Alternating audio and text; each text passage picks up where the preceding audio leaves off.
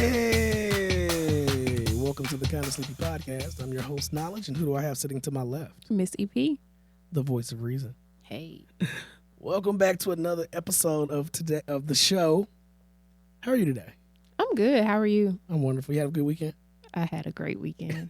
Good. Oh, as you can see, we're recording on Sundays now, so if you're listening to this, it's probably Monday morning, maybe even late Sunday night.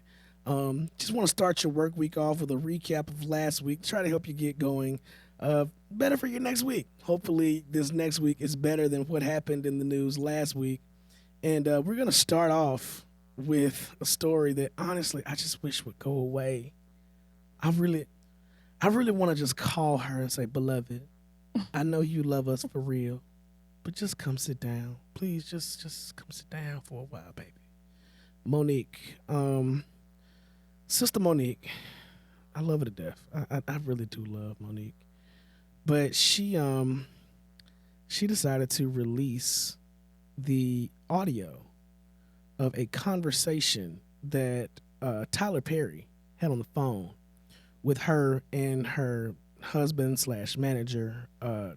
His name is Sydney, but she calls him Daddy, which honestly in public I just find really awkward. That's just really awkward for me to hear that. Like, my thing is, I've watched that interview she did with Charlamagne more than a couple of times, and hearing her call Charlamagne Leonard, first of all, is hilarious to me. I find that absolutely hilarious.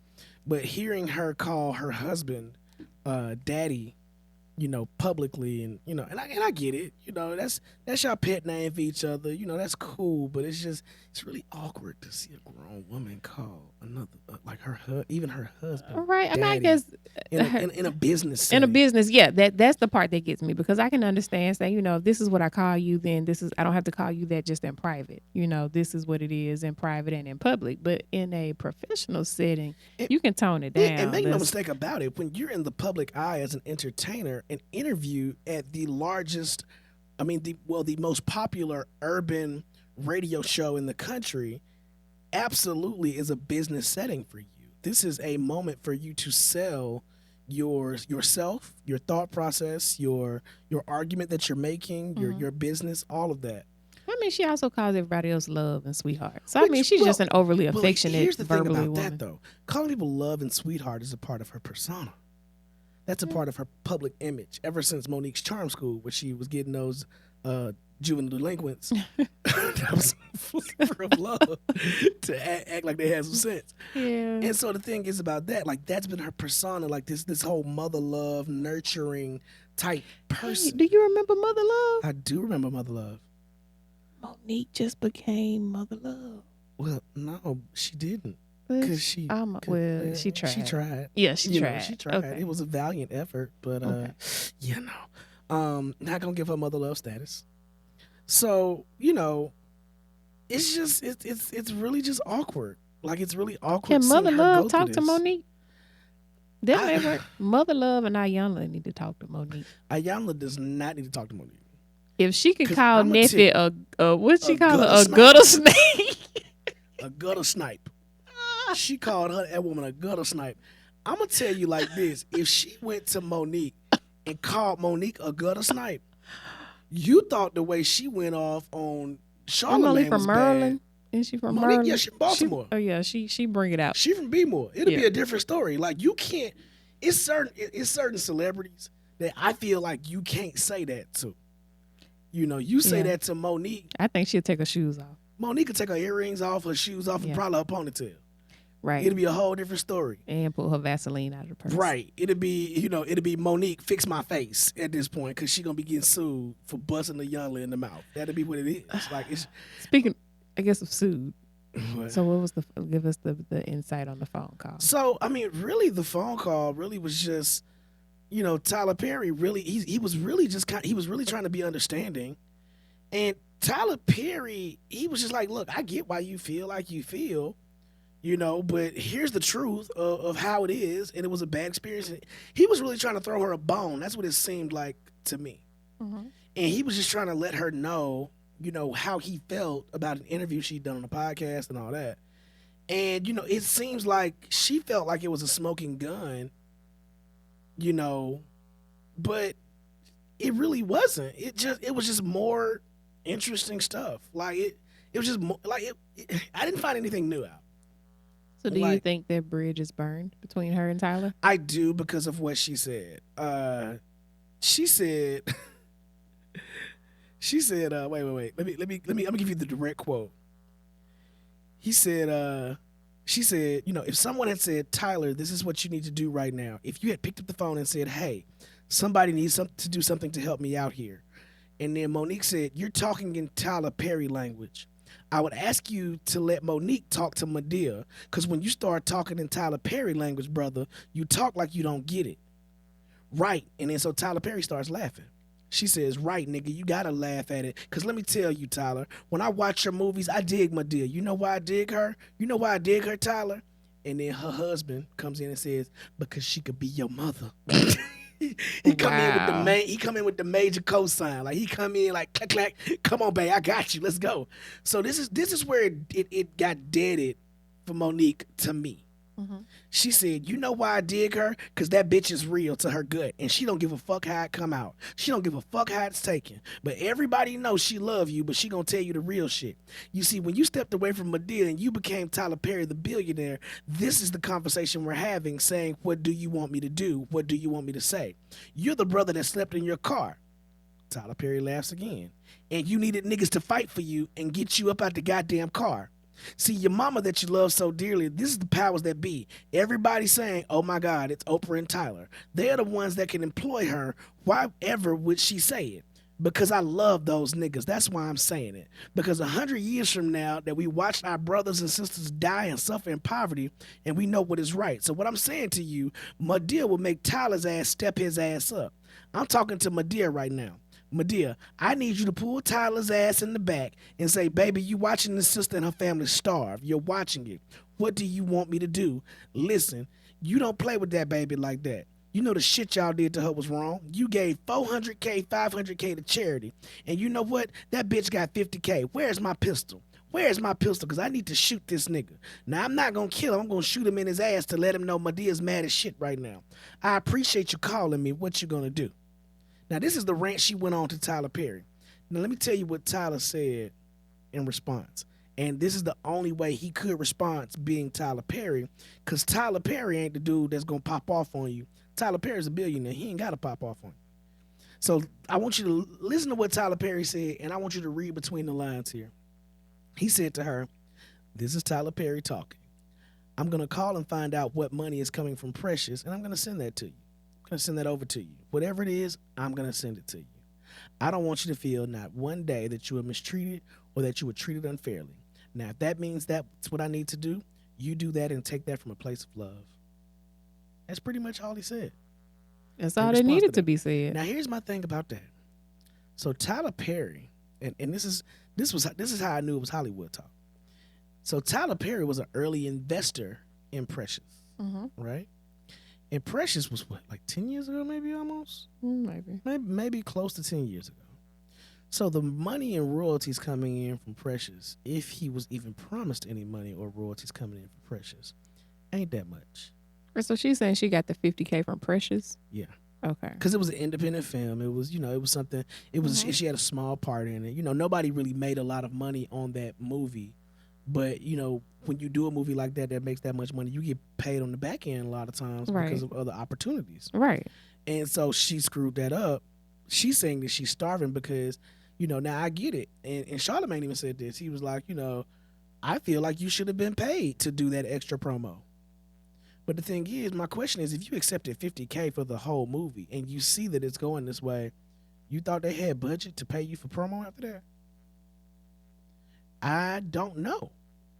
Now, the movie made a lot of money. Let's be honest. Precious made a good grip of money. Tyler Perry recouped his money. Tyler Perry probably got paid already as Precious was rolling in that dough. Right. Oprah got her money back probably and got paid as Precious was rolling in that dough. In 2018, right now, how much money do you think Precious is pulling in? None at this moment. I wouldn't think so either. I mean, but hold on. I can see why she's saying, okay, so if I was Tyler or if I was Oprah, you know, and I received funds from the movie. Right.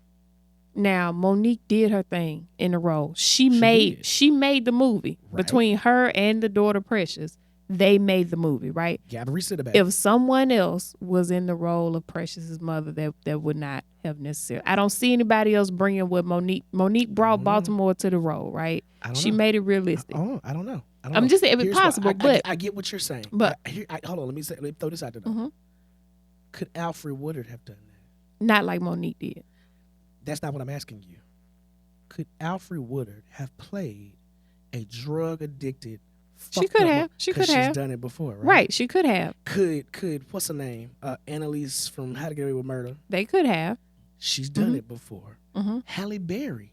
They could have. In Losing Isaiah has done it before. That is true. Now Mo'Nique, I get it. Mo'Nique did what she did, but let me ask you this though, and this is my whole sole argument behind Mo'Nique going off on Tyler Perry and Oprah. Mo'Nique had a little bit of change in her pocket at that time.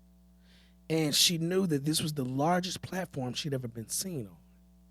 And while I agree that she should have been paid to do the promo, I completely believe she should have been paid to do the promo. Let's look at her career right now and her career trajectory right now.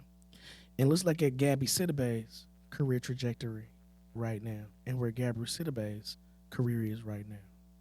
Gabby Sidibe was an unknown prior to Precious. Right. So Gabby Sidibe, you know, while she at the time didn't demand what Mo'Nique could have demanded, she definitely played and parlayed that role into much larger things and into a greater trajectory. Now imagine if Mo'Nique had just kind of bit the bullet on this one and what she could be doing now. Her last role was that Christmas movie. Right, which didn't really make no money. She didn't make money off of that. But I think she's trying to implement what some people would refer to as street code rules into business. And that's the different thing. That's what I was about to say. I think there's a difference in saying, yo, you know, we made this money and I know this is what you got from it. But I know for a fact that I got what I got because of what you did. So here, let me throw you this bone. Here's my thing though. Mo'Nique has to understand, she's been in the business long enough to understand that at this point, a movie is not a brick of dope. Right. You're not going to get a percentage from the plug for doing, you know, in a movie. Right. I mean, that's just the reality of it. You're not. But that's kind of the argument that I feel like that's what she's making. Like, you should have looked out for me. She's making that argument, and I get it. But the thing is, she knows at this point, truth be told, that there is not a lot of loyalty in that industry. Right. There's not a lot of loyalty in business. There's not a lot of loyalty in life. Doggy so dog. To expect 2 billionaires and a millionaire who clearly has some character issues, Lee Daniels. Let me not say clearly has some character issues. Let me not say that. By all accounts, may not be a solid businessman. Right. You got 2 billionaires and by somebody that may, by all accounts, not be a solid up and up businessman. I don't know Lee Daniels. I don't know whether he has character issues or not. So let me retract that. I apologize for saying that. But based on what we know about Lee Daniels, how he's handled this situation and how he handled the next situation we're going to talk about, Lee Daniels may not be on the up and up sometimes with his business. But that's not a shot at him because a lot of, businessmen, Puff, 50, you know what I'm saying? A lot of successful businessmen don't always do things the way people want them to do. Right. And so the thing is, Mo'Nique put herself in this situation. You shot yourself you kind of shot your load with, not doing the promo, and you got this reputation. And then now you want Netflix to pay you a bunch of money, but this is, years removed from after you've already kind of shot your load with this and not really done anything consistent or noteworthy since then. Had she played that promo role right with Precious, I feel like she could have parlayed or even strong-armed Netflix into giving her the money she wanted. Possibly. I feel like her career would be in a different place. I feel like she would definitely have. Honestly, you want me to be real with it? I feel like she could have had a role on Empire. Because think about it. Lee Daniels has an affinity for Baltimore people in the city of Baltimore. Who's playing Cookie? who could you see playing Cookie? Who naturally has that attitude that they bring to every single performance they have that Taraji does as Cookie? Yeah, I mean, Mo'Nique she doesn't have the sex appeal that Taraji Well, has. she doesn't have the sex appeal. But the thing is, it could have been written a different way. Well, there's another role she definitely could have had. She could have had. There's room now, for that in the show. Here's another one. Star. She could have played in multiple places in Star. Mm-hmm. She could have had Queen Latifah's role. Absolutely could have had Queen Latifah's role. She could have played the one that Patti LaBelle is playing right now as Queen Latifah's character's mother in Star. Right. She could have totally played that gangster woman there. We have plenty of spaces that we could use Mo'Nique. Right. Mo'Nique just needs to get out of Mo'Nique's way. And we all have to learn to do that and sometimes. Here's my thing. And I'm going to say this and we're going to move on to the next one. But I don't know so much. I think that Mo'Nique is being gassed by her husband to a certain extent. I think her husband's more of the problem than she is. Yeah. He definitely I adds think he fuel put to the fire. Like, she's her own, issue, but Yeah. at the same time, when you I have think he someone put the that's battery in boosting her you up- back and he enables her Yeah. in ways like he's all constantly here. You the greatest. You the greatest. You the Right. greatest. Gas me up. I want you to But gas me up when not I to my need to be detriment. gassed up. But you put too much gas on something, you set a match. Right. Gas is used to keep the fire going, not to blow me the hell up. That's how I'm looking at it. He's blowing her the hell up, Yeah. not keeping her fire going. So that's two different things. But we talked a little bit earlier about Lee Daniels, and so let's move on to another story regarding him. We talked about businessmen who people don't who see as making some interesting business decisions, and Dame Dash is one of those guys. And Dame Dash rolled up on Lee Daniels. He pulled up on Lee Daniels. Like I'm talking about Dame Dash looked like Dame Dash from like the early '90s. Dame Dash, like when he was he was running the block back in New York type stuff. Man, he pulled up on Lee Daniels at a Diana Ross concert, and At a Diana Ross concert. and Lee Daniels. Lee Daniels has a teal cape around his shoulders at a Diana Ross concert, and he rolls up on Dame Dash. I mean, Dame Dash rolls up on him, and basically saying, "I want my money."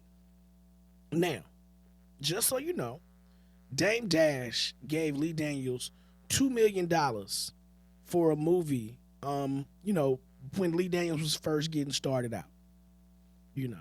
And let me see, what's the name of that movie? It was I don't see the movie. Well, it was a movie that he put out like I think 2000 early on in his career. Bottom line, early on in his career, and so he was supposed to get the money back when the movie, regardless, it was a loan. It was $2 million of a loan. Now, first of all, Dame Dash loaning somebody $2 million is bananas. Yeah. I'm not saying that he doesn't have it. I'm not saying it like that. No, I'm saying like he's a pretty stand-up guy, right? To loan somebody $2 million, that's bananas.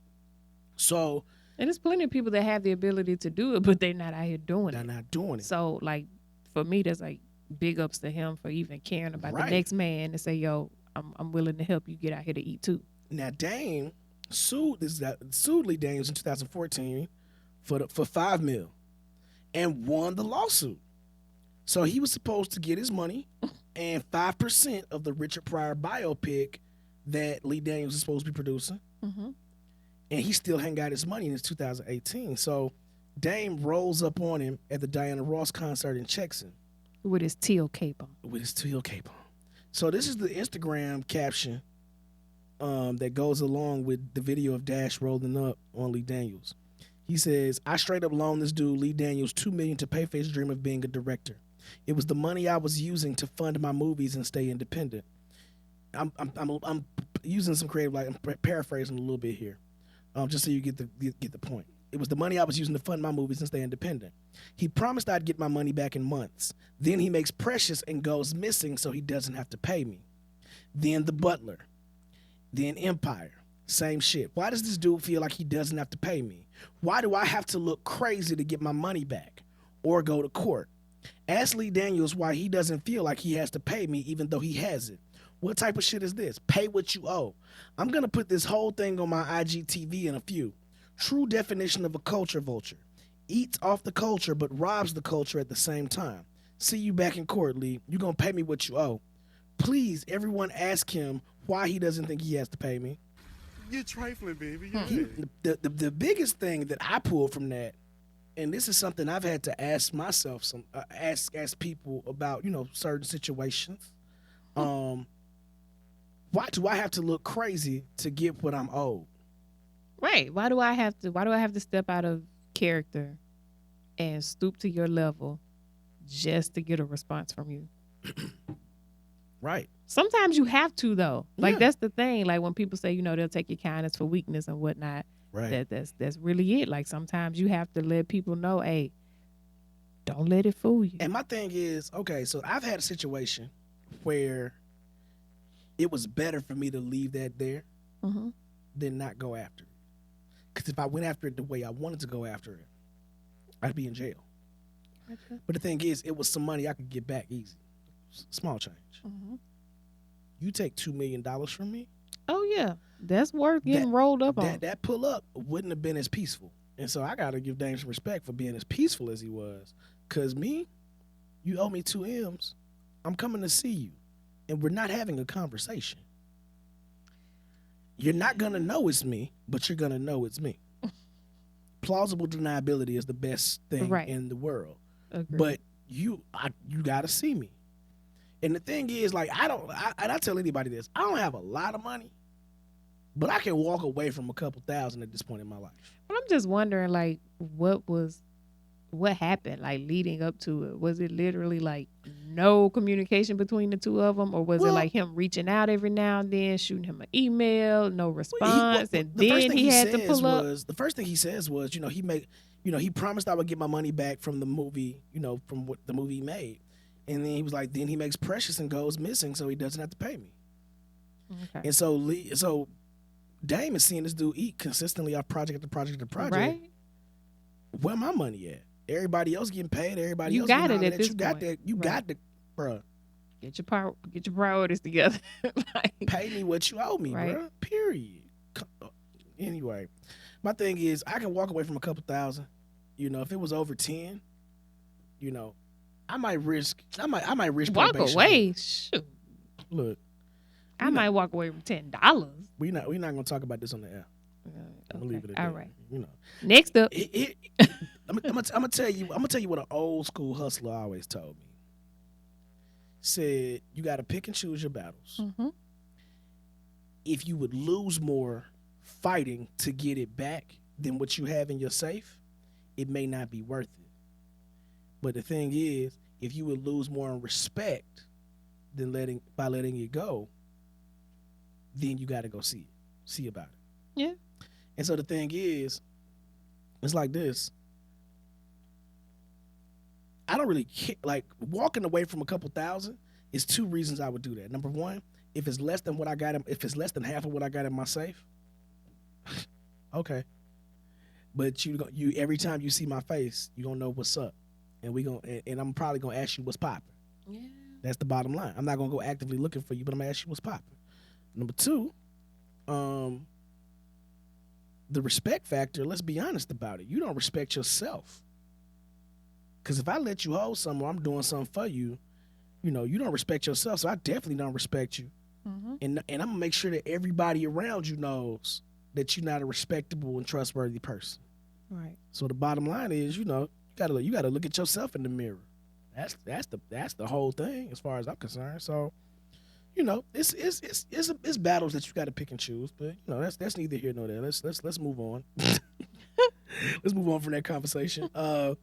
In other news, BlackBerry is releasing another phone, the BlackBerry Key 2.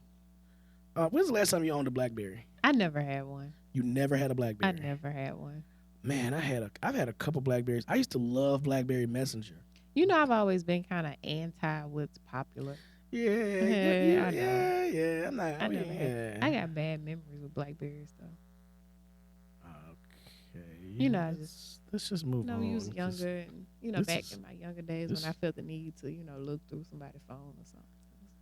All right, well, let's move right along. The BlackBerry Key 2 is coming out soon.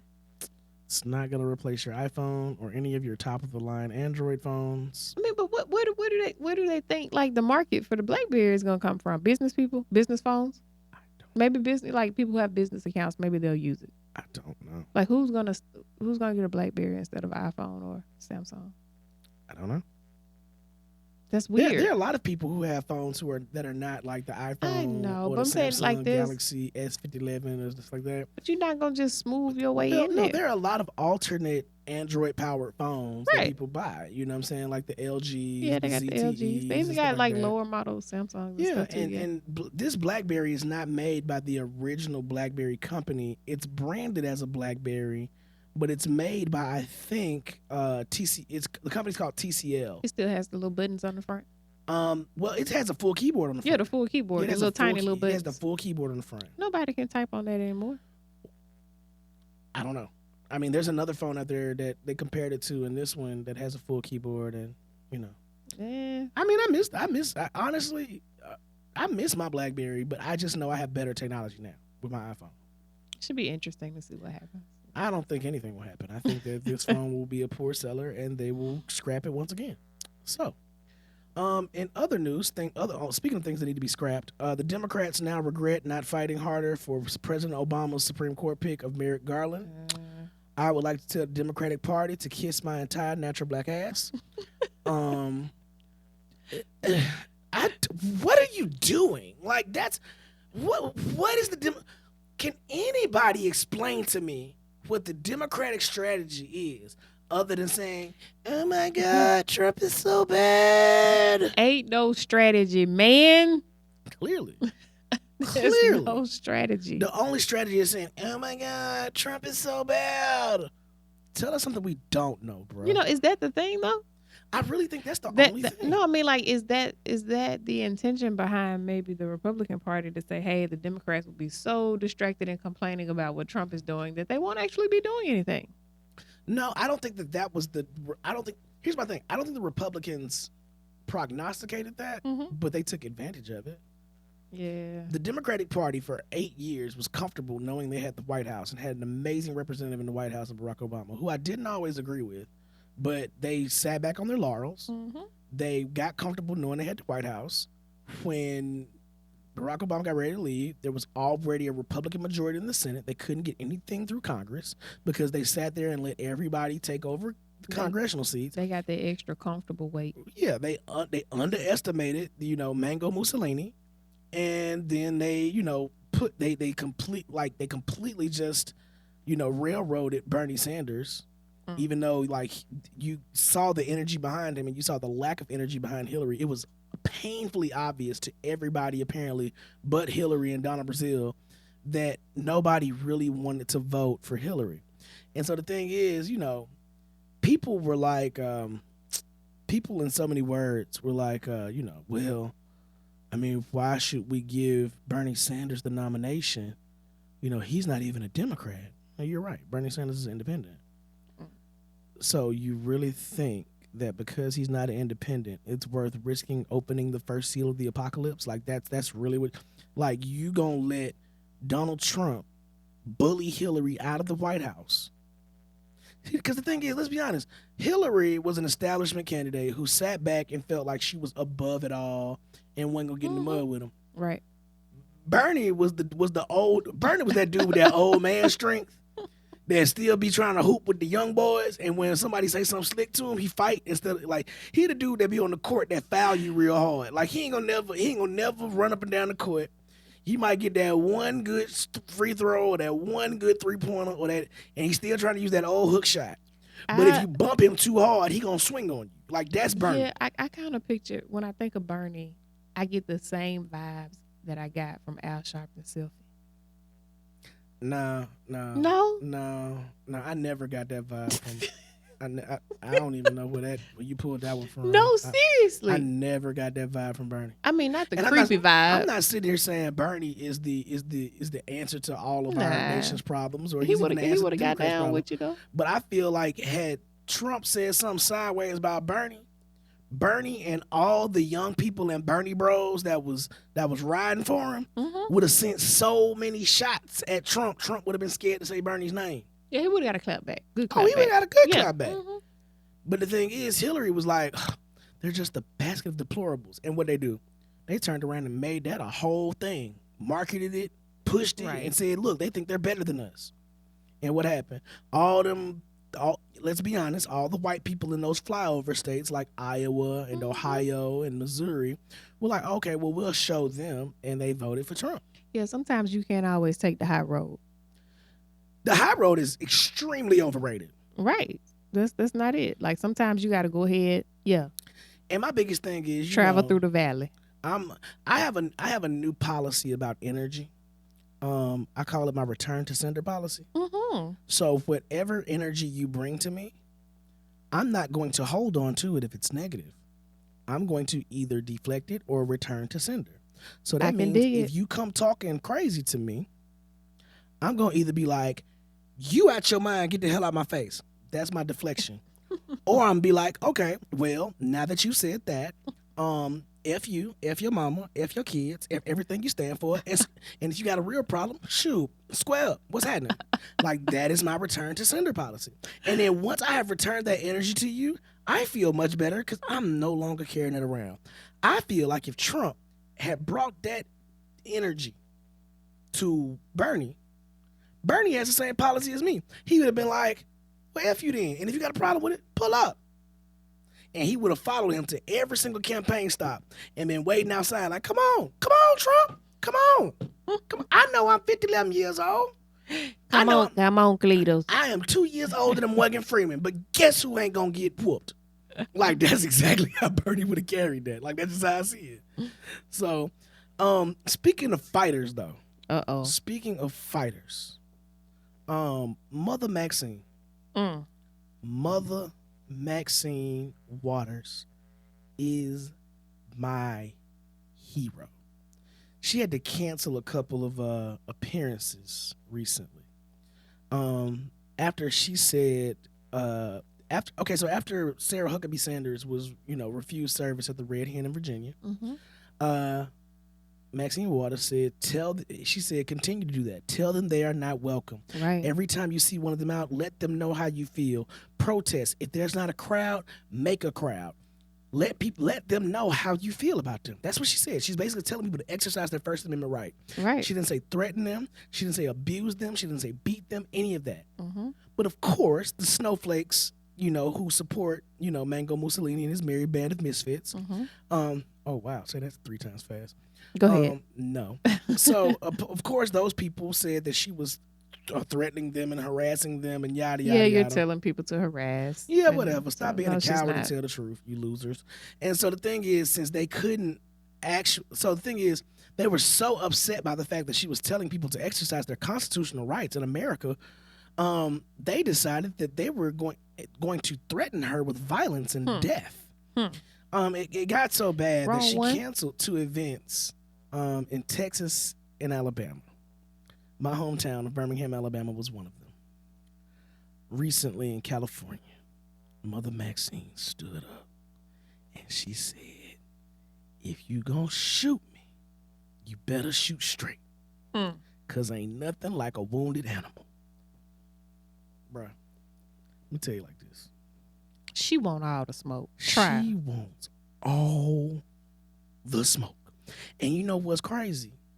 I feel like, and God forbid anything happens to Maxine Waters, I'm letting y'all know right now, if you are under the sound of my voice and you feel the need to touch Mother Maxine, you might want to think twice. Because I'm going to tell you right now. Uh-oh. Right now. I'm going to tell you the same thing that Jesus said about Barack Obama on My President is Black. It's a hands-off policy. Yeah. You touch her, we riding. That's the bottom line. You touch her, we riding. Yeah. I don't want to hear nothing about nonviolence. I don't want to hear nothing about peace. I don't want to hear nothing about talking. I don't want to hear none of that. None of it. Because that woman has done nothing but do her job as a statesman, represent her constituency, and advocate for the use of your constitutional rights to speak out against things that you do not agree with. Mm-hmm. So I'm going to tell you now, You touch her, we riding. Bottom line, I don't think anybody will disagree with that. No, not at all. Let me ask you this though. I mean, because she's always been how she is, right? But of course, she's in the light more now. Do you think that's just because of the whole, Trump administration? I think it's absolutely because of that. Because the thing is, but here's the thing: what people don't realize, she was still as outspoken when the Republican Congress took over. Right. So she's always been outspoken. But the thing is, now she has a responsibility to speak truth to power.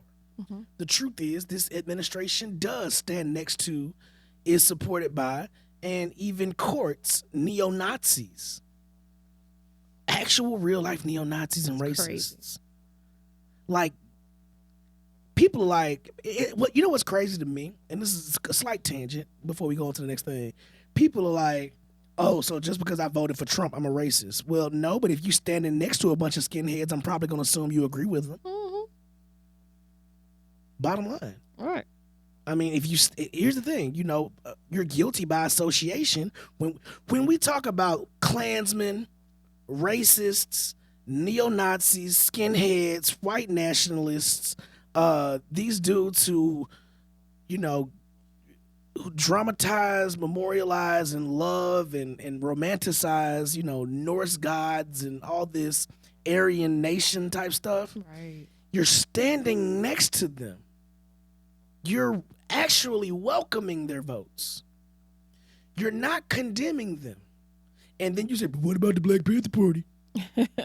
Shut your dumb ass up. Like, you clearly don't know anything about the Black Panther Party. No. All you heard was black and saw black people with guns. Shut up. So the thing is, like, if you're standing, here's my thing. And I legitimately judge people who voted for Trump. I can't do anything other than judge you, because the thing is, you're literally standing next to neo-Nazis and racists and expecting not to be called a neo-Nazi or a racist. Y'all clearly have something in common. It's some of the policies that they agree on, not necessarily their racist views. I'm not racist. I just don't want Mexicans here. But sir, this young man is from Honduras, and he wants to come here to make a better life. Oh, he speaks Spanish? Then he's Mexican. I think that's the thing that some of them really don't understand, and I hate saying them, but the people that support here's the thing. Trump. No, say them. Say them. Here's my biggest thing. The politics of otherism is what it's been called. When you make somebody out to be an other for the sole purpose of treating them as less than, then I'm going to call you a them. I am not going to give you the benefit or the privilege of being called by your name or by your title or anything like that. Right. You are a them. You are a they. You are involved with the collective losers. Mm-hmm. I think they just don't understand. Well, I'm not going to say they don't understand. You can't separate. You can't pick and choose what part of a certain policy you want to support, and then all the rest of it is like, well, no, I don't really agree with all of that, but I do agree with this part. No, you agree with it, period. You're supporting it. They know what it is. They know what it is. Yeah. And my thing is, I know they know what it is. And the reason I say that is because I think that they are entertained by the fact that people are upset about the mistreatment of folks who are poor and brown skinned. I think it seems powerful, and that's what they want a part of. I agree. So let's move on. So they're speaking of Trump and his administration, it just took me so much to just even get to this, because it just frustrates me to no end. A big part of Trump's rise to power, quite literally, has been the slow deterioration of the power of the free press by labeling everything that's negative about him as fake news. He has created this anti-truth, anti-press sentiment. Now, don't get me wrong. Some of these, media outlets / blogs who aren't beholden to a certain standard of truthfulness are trash. I won't deny that. But there's this anti-press sentiment in the country that has manifested itself in a very violent way. And the Capital Gazette is the most recent example of this, where a man, well, I'm not even going to call him a man, a bastard, who whose name I will not say and give him any sort of shine at all, decided to go in there and kill 5 people. Murdered 5 journalists. And what was so amazing about it is that as the gunman was there and shooting their colleagues, these brave people were still doing their job. They were posting on their website from their phones, from their laptops, while hunkered down, all of that. And they were still doing their jobs. And that's back when I was a young, aspiring journalist in undergrad.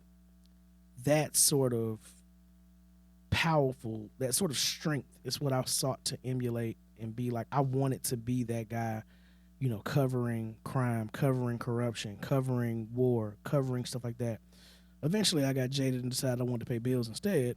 But that sort of strength is something that you can't teach. It's something that has to be innate in you. Of course, the police captured this soon-to-be labeled mentally ill loner alive. Yeah. So, my biggest condolences to the families of all those affected by what happened at the Capitol Gazette. Yeah. Moving right along, another potential situation like that could have happened. This is another guy who's a Trump supporter, obviously. And I think this is another byproduct of the Trump era, what's been labeled as of 2016 as the post-truth era. So, Huntsville, Alabama, which is an hour away from my hometown, this past Saturday, there was a Families Belong Together rally, which, it really is there to support immigrant rights. Basically, there were signs that said brown people are still people, stuff like that. And, we're just trying to fight for, the rights of immigrants to be treated like humans in this country. Well, this person decided that they were going to come. Ryan Seeley is his name. He was a former high school teacher at Grissom High School that is in the area. He decided he wanted to come there and be a counter protester. And he had a sign that said, so one of the people that were there said, at first he was just heckling. He had a sign, that said, deport everyone.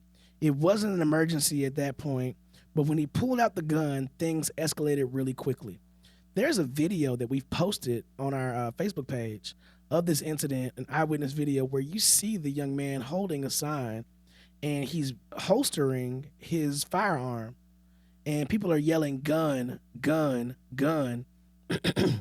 And then there's this one guy who I just thought was, way braver than I think he probably should have been. But there's this, probably middle-aged, older white guy, in some shorts and a white polo shirt that's, running as fast as his legs will carry him. And he's getting closer and closer to this guy who he knows has a firearm. And he's pointing at him. I thought he was going to take him down. But then you see the police roll up. There are 2 cars that roll into the park and roll up on him. You see police officers come from behind where the footage is coming, and you see about probably about 10 police officers more than likely take this guy into custody. And so the thing is, this guy came to a rally. Of course he wasn't invited, and that's his absolute right to counter protest. But the thing is, when you come to a protest ready to do by yourself, ready to do violence on people who quite literally have an ideological difference from you rooted in their humanity, right? You have a serious problem. And this is only being fueled by what's going on at the top of our country's quote unquote leadership. I say, yep. Now, I just said something. And follow me, because we going through this. We pushing through, the stories.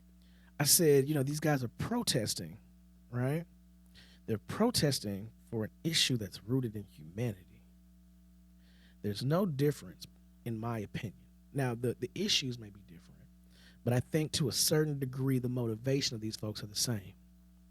There were people of all walks of life out there protesting for the right of immigrant families and immigrant children and immigrant adults to be treated as human in a country that claims to be a melting pot and the land of the free, that at literally on the Statue of Liberty, their inscription says, "Bring me your tired, your poor, your huddled masses." Mm-hmm.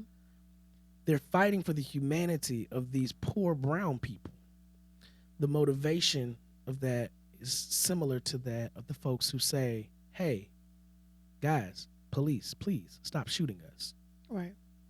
And so when we say Black Lives Matter, we didn't say only Black Lives Matter. We said that, hey, we're human. Our lives matter. Mm-hmm. Please stop killing us. And with that being said, our next, topic, story, whatever.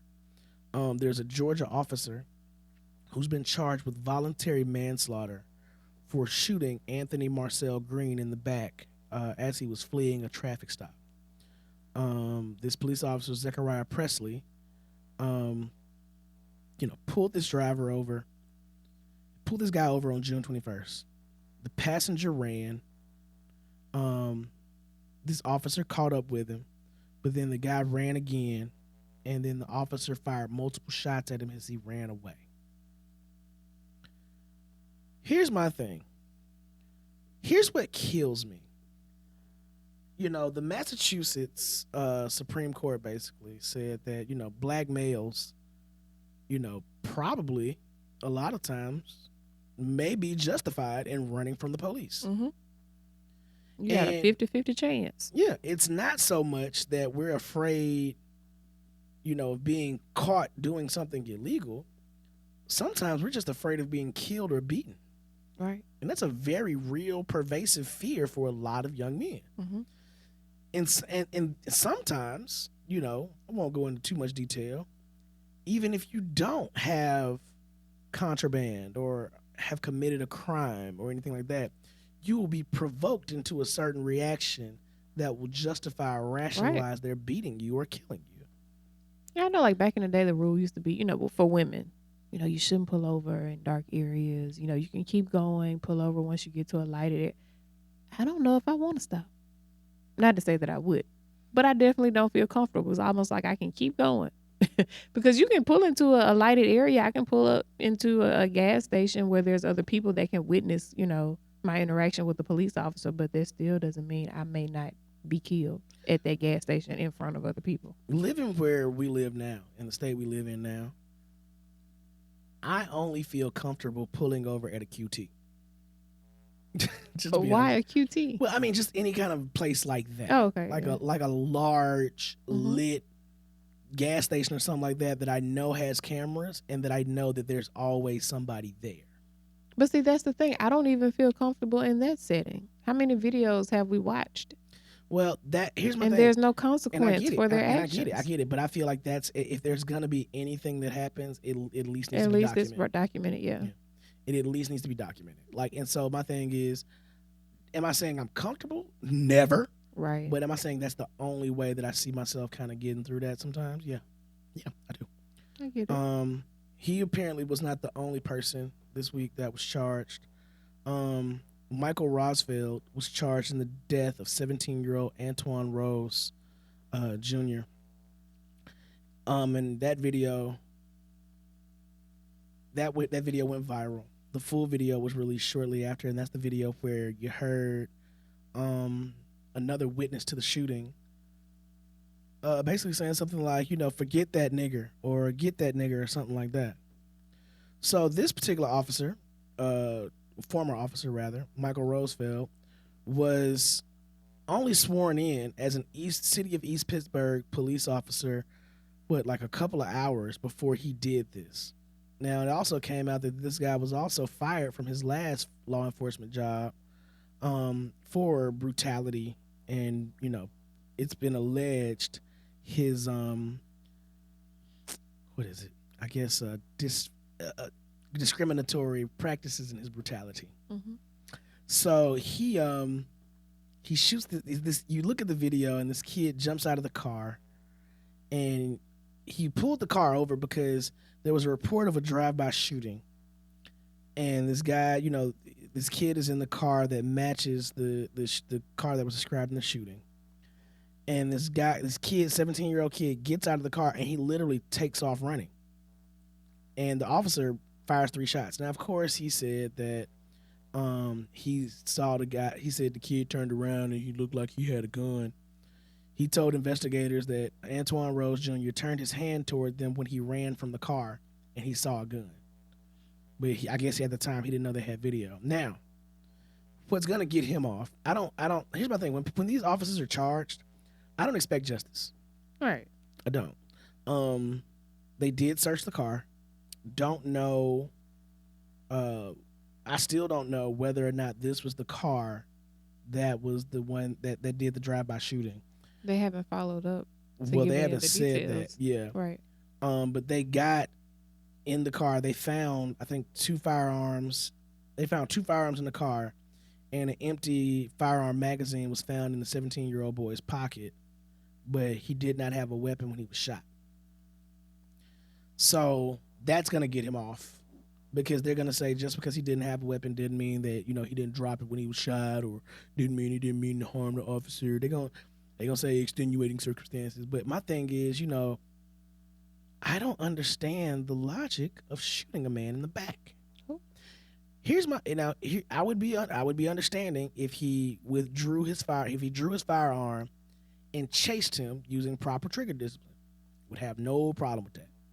You chase that young man, and you have a firearm in your arm, and you know that you're chasing a suspect in a shooting. Totally understandable. That guy gets out the car, you pull up, you aim, you fire 3 shots. Hell no, that's wrong. There's a difference in the two. Mm-hmm. One, you're reacting to the potential of deadly force, but you're not enacting deadly force without the confirmation of such. Right. This 17-year-old kid may not have had anything to do with the drive-by shooting whatsoever. He could just be scared. The other situation, you gun down a man running away. That's trash. But I don't expect justice. I guess not my biggest thing, but one of the things that bothers me most is, why is there, no requirement to attempt to preserve the life after you've shot the individual? Like, you just leave them there on the ground, let them bleed out, handcuff them and stand there and wait. Here's the thing, and this is what I've never understood. When you're getting ready to go to Iraq or Afghanistan, you are trained on what's called law of war. And you are told that if you find a wounded enemy combatant, you are required to render them life-saving aid. Right. That's the law of war. This is actual war. You mean to tell me police officers aren't required to do that for folks they shoot? That's the part that gets me. And we've seen it. We've seen it multiple times. We saw it with Terrence Crutcher. Mm-hmm. We saw it with Michael Brown. We've seen it with this young man, Antoine Rose. We've seen it. But I guess honestly, where that may pose a problem is that if you've emptied I know you don't like to say clip. If you emptied a full magazine in an individual. If you've emptied the magazine, you can't apply pressure. You can't attempt to help them. I mean, you've killed the person at that point. Yeah. But, if you've shot someone running away a couple times, you can, or even the female officer that shot the individual. Terrence Crutcher was still alive when he hit the ground. Why not? They went over there. She collapsed crying, and they went over there consoling her while Terrence Crutcher was literally bleeding out in the street after she shot him. At minimum, that can be a requirement somewhere. I don't know where it starts. I don't know how. And you know what? No, I'm not gonna go there. So here's my thing. We just talked about how we don't feel comfortable dealing with police interactions, right? So this is why a lot of people, I guess, don't understand why we get so upset about these situations that have been in the news that we've had to deal with for generations, of white people calling the police on us just for existing. One of those situations we talked about last week with Permit Patty punk ass. Permit Patty decided she was going to come out and say, her name is Allison Edel, once again. She came out on and said that she only pretended to call the police. That's what she told the San Francisco Gate. She only pretended to call the police. KTVU-TV found the 911 recording, the audio of the 911 recording, where Permit Patty decided to call the police. And she told the dispatcher, I have someone who does not have a vendor permit that's selling water across from the ballpark. And then she requested someone to talk to about that. The dispatcher asked him to hold on so he can transfer her to the San Francisco PD. And after a brief call, the call disconnected. Man, sit your dumb ass down and shut. Permit Patty is the worst type of Caucasian person. Can I pretend to slap her? Sure, by all means. Like, I do. Here's my thing. I do not believe in putting hands on women. I would slap the shit out of Permit Patty. I really would. But then I would be afraid because, as I was told earlier this week on Facebook that, a couple years back, I would be killed for talking to or touching a white woman. No. Yeah, I had a person on Facebook tell me that actually. Really? Yeah, I checked them about being racist, and they told me, "Oh, you must feel so good talking to a white woman like this. A couple years ago, you would have been, killed for that." Basically, a couple, implying that I would have been killed for that. Right. And they were a friend of a acquaintance that I had known from my military time, and I told that person. Who were on opposite sides of the color and ideological spectrum, because this woman, elderly 54-year-old woman who looked 78 years old, decided she would then make a Facebook post about me and tag me in it. This is after. Are you serious? Now my thing is, I told this lady to kill herself because I firmly believe every racist, is entitled to commit suicide. I just think that you should commit suicide if you're racist. And then I told her that hatred was making her age like milk in the sun. And then I told her, I said, you know what? She had a picture on her Facebook profile of her kissing her husband on the cheek, who was on oxygen. I said, I should come to your house and disconnect his oxygen. Here's my thing. I feel like if you're racist, I have the absolute right to say stuff like that. Right. There's no filter. Yeah, there's no limitations whatsoever. Yeah. But my thing is, once you make that post about me, and once somebody who is my Facebook friend, somebody who I've been downrange with, allows this person to go in on me, I said, you know what? You keep racists as company, and you allowed a racist to attack me and disrespect me.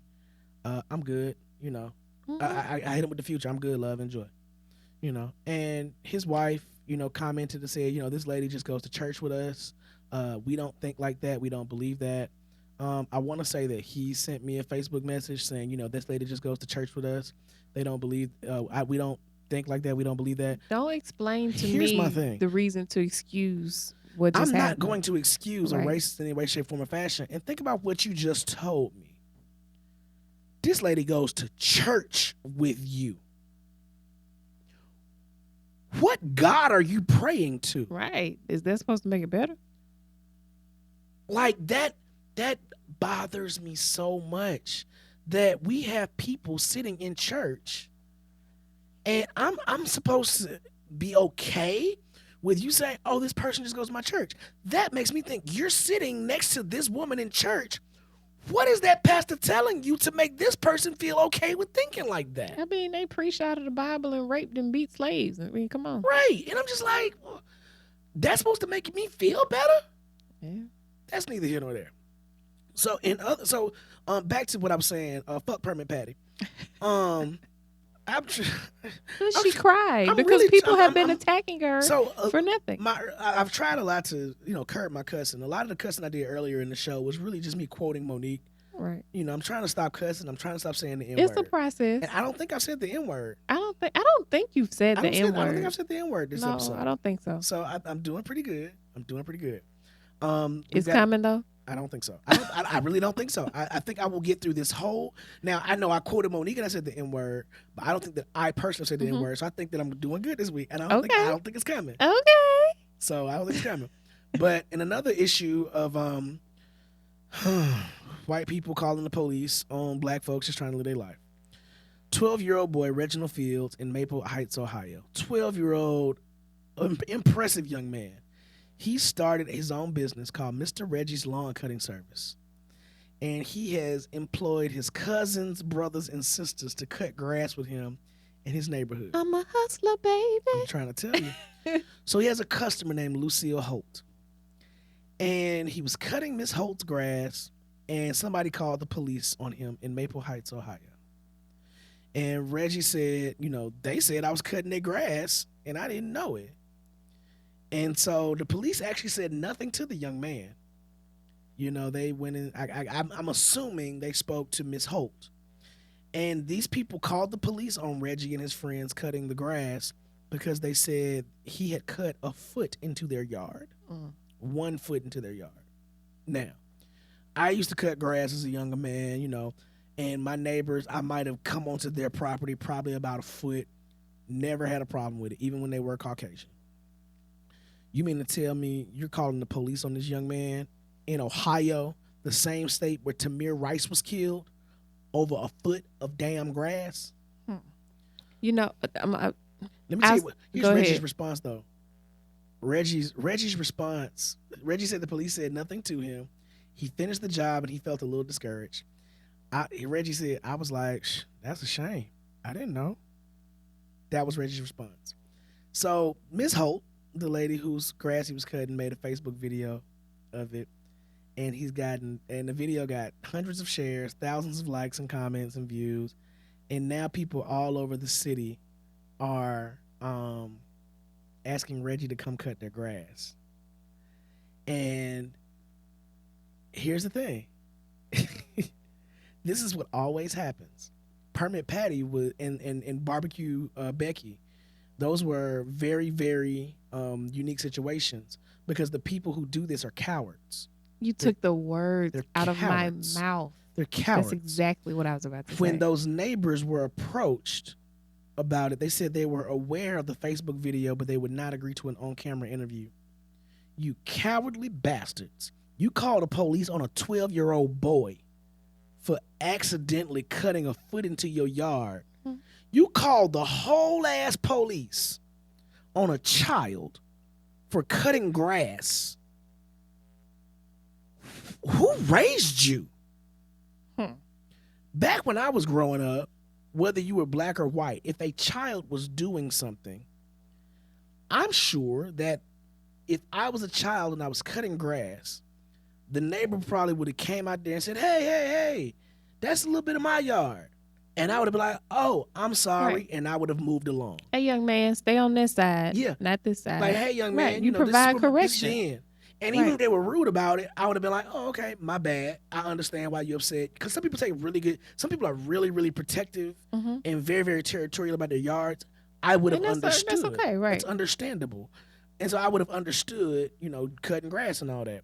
But to call the police? No, I think all the people, Barbecue Becky, Permit Patty, all these people that are calling, the people at these businesses that work there, it's the same types of individuals that are calling the police because it's not so much about the actual incident and what's happening. It's about I have an opportunity to call the police in hopes. Honestly, I feel like that's what happened, in hopes that this situation will escalate because, hey, police are killing black folks now. You know what I think it is, too? If it's not that, I believe it's that I don't want this person of color to do something. And so if they're not going to comply with what I'm saying off the strength of me just being a white person or the strength of me just being a person telling them what to do, because we've seen this also happen to poor white folks. A couple of poor white folks. We've seen a couple of videos out there. True. But if they don't, if this person doesn't want to do what I told them, as a person either of the white race, or of a person of what I perceive to be higher educational, intellectual, or social stature, I'm going to get the police to force them to comply with my wishes. So it's a power thing too. Right. I totally agree. And that makes me sick. But you an old coward ass cracker. I'm sorry. I said what I said. Tell them how you feel. I'm sorry. Ooh. That's it. It doesn't matter if in the words of Charlamagne, cracker ass cracker. No, but here's okay. So it doesn't matter if you're calling the police to enforce your entitlement. Wait. Let's stop and clarify for a second. Okay. When we say cracker, and when Charlamagne says cracker ass cracker, that doesn't mean white people in general. Okay, that's what. Just like when we say, when I said earlier, the worst type of white person. That doesn't mean that every white person is the worst type of white person. Not at all. When we talk about cracker ass crackers, or the worst type of white person. Oh, coward ass We're crackers. talking about this, or coward ass crackers.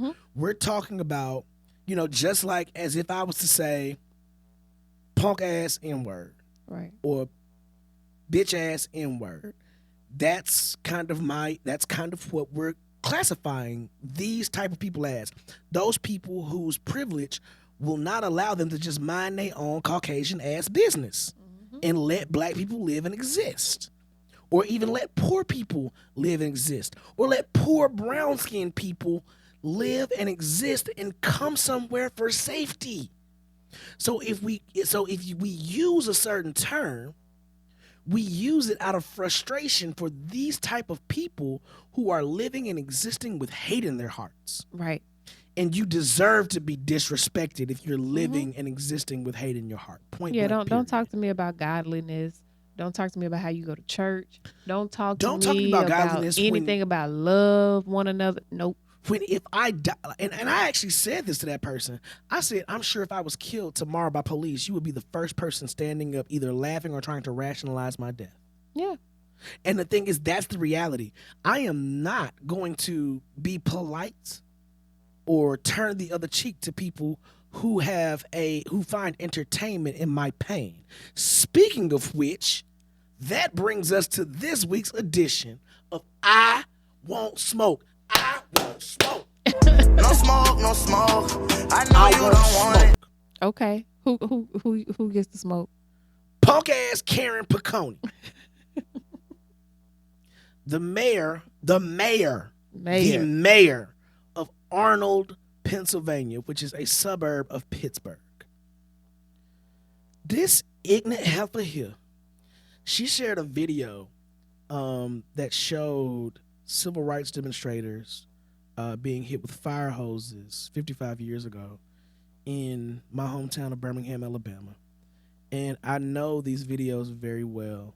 My parents were alive at that time. My parents were children at that time. My mother went to school with two of the young women, the little girls who were killed at 16th Street Baptist Church when it was bombed.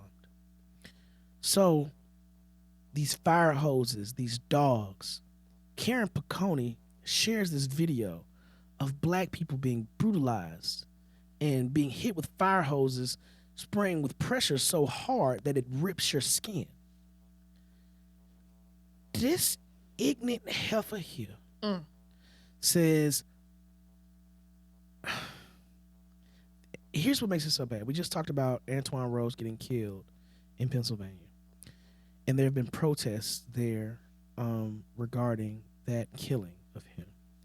This heifer posts this as a response to those protests that says, I'm posting this so that the authorities everywhere see this. Bring the hoses. They don't care about jobs for this area. I'm paraphrasing right there. She said they don't care about jobs for PGH, which is the area. None of them work now. That's how they can do this at 7 a.m. Very sad. She called on law enforcement to blast protesters with a water cannon. Okay. When asked about it by the TV station, she said the mayor didn't post those. You raggedy, low down, sorry, gutter snipe, ignorant ass, Coward ass cracker. punk ass heifer. Yo dumb ass takes one of the and this is what pisses me off. Her constituency is more than 25% black. So she is in, to look at this disgusting display of one of the most evil times of our nation's history and make a statement like that where black people are upset about the continued injustice we face 55 years ago and today, and to say that they need to go back to that? You raggedy, sorry, low down, ignorant ass, bastard ass heifer. I'm sorry. I'm just so sick of this shit. Let's get it out. I'm sick of Get it. it out. It's all right. And I'm sick of racism being tolerated. I'm totally sick of it being okay. I firmly believe that if you are beating somebody's ass in response to their racism, you should be given an award. I believe that. Okay, so let me ask this because it's a valid, I feel like a valid question. How can you hold a position in office anywhere at any level and express such racist views and continue to be in office? I get there's not an actual like law you're breaking or anything of the sort, but you're not upholding the interest of the people at that point. And you can't separate it and say, well, I have, the ability, to express my free speech and blah, blah, blah. And that's the thing. No. Your racism, your racist beliefs are constitutionally protected. And if we start policing that, then we're eroding the first. I get what you're saying. I completely get what you're saying. But you cannot eliminate somebody's constitutional rights just because they're an elected official. For my job, I work. I have an employer. Mm-hmm. If I go on social media right now, my page may say I work for this particular employer. I cannot go on social media and just say whatever I want to say. I have seen it happen. I've had other people that have worked for this company that I have had to personally deal with complaints and things that were regarding different employees that made Facebook posts, their own personal opinions. Yeah, those people caught it. So check it like this. They caught it. But here's the thing. So there, in that situation, what you've done is follow me now, you've engaged in activities that are detrimental to a business. Okay, check well, this what out. about... Hold on. Racism is ingrained in our governmental system. Racism isn't detrimental to the government. It never has been. Racism is only detrimental to black people. So the thing is, you have to understand, at that point, you make a company look bad, people will justify getting rid of you then. You can't make a government that it wasn't created for black people look bad by saying disparaging things about black people. I totally agree.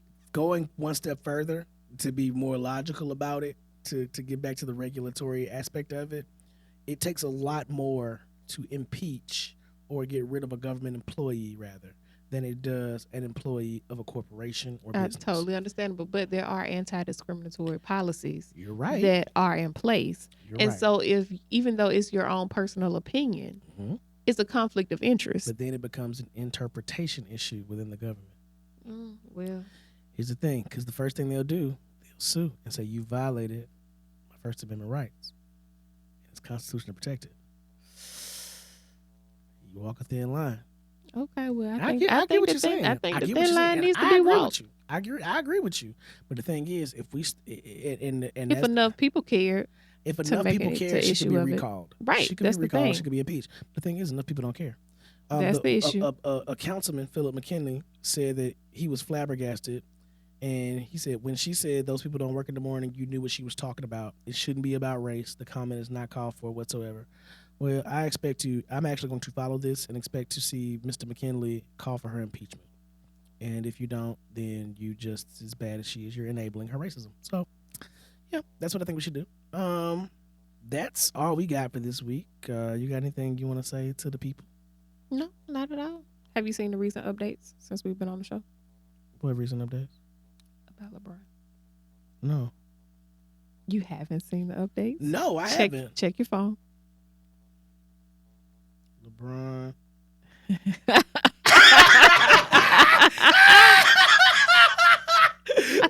going to the Lakers.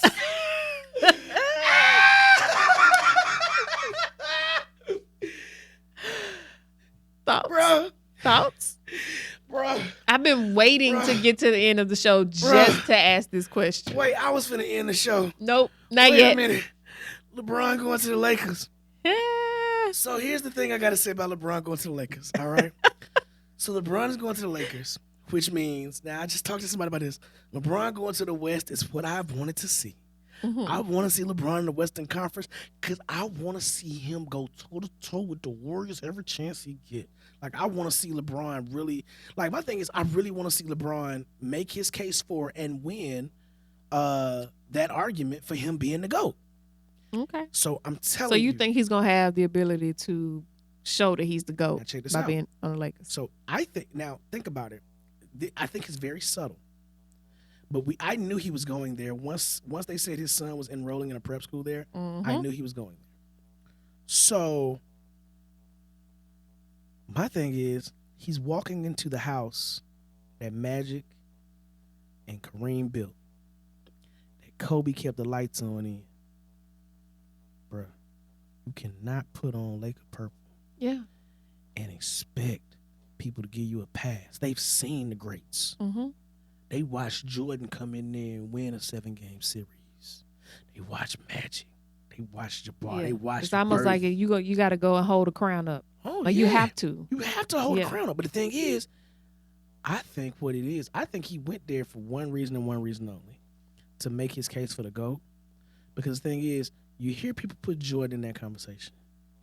Kobe is definitely in that conversation. Kobe has taken some shots at LeBron these past couple of years. Yeah. If he comes in there as a Laker and completely make people forget about Kobe, he'll never make people forget about Kobe.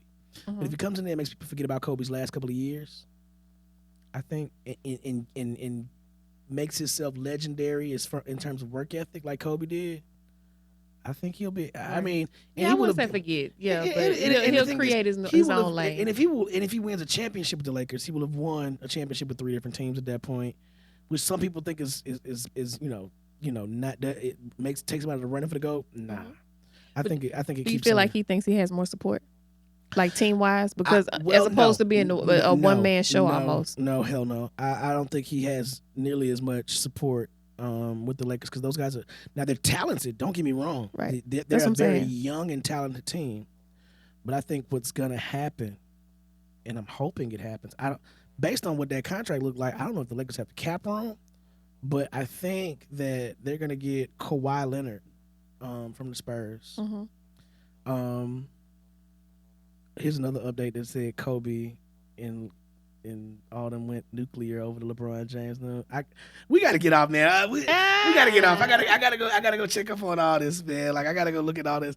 That being said, man, yo, Are you getting some purple? Are Hell you no. buying some purple? I mean, if I put it like this, if they release some Jordans that come out in purple and gold, and I think it's fly, which I doubt they do, because I can't foresee any Jordans that's purple and gold that I like. My thing is, I'm a LeBron fan. Mm-hmm. I do like LeBron. I would never take anything away from it. I think that we're watching greatness in real time, and I really wish there was no comparison. But the thing is, I'm not getting a LeBron jersey. I'm not a stan. I like purple and gold just because it was my high school colors. You want me to get you a LeBron jersey? No, I don't want a LeBron jersey. Why not? No. You want me to get you a Kobe jersey? I mean, I'd wear a Kobe jersey. So why not a LeBron jersey? See, I'm not anti-LeBron. I feel like you got something against dudes with receding hairlines. That's what it is. That's what it is. You really gonna go there? All right, that does it for us here All on the right. Because we can get into it. That does it for us here on the Constantly Podcast, man. I want to thank you guys for checking us out. You can check us out on YouTube, Spotify, your Apple podcast app. You can check us out on SoundCloud, our Facebook. It uploads there. We're also going to be launching our social media, our broader social media stuff soon, and be on the lookout for merchandise. Hey, very, very soon. Talking about baby tees and tall tees. Maybe not tall tees. No, not tall tees. But definitely a lot of stuff. So check us out for that soon, and we'll catch y'all next week. Thanks for checking us out. Peace. Peace.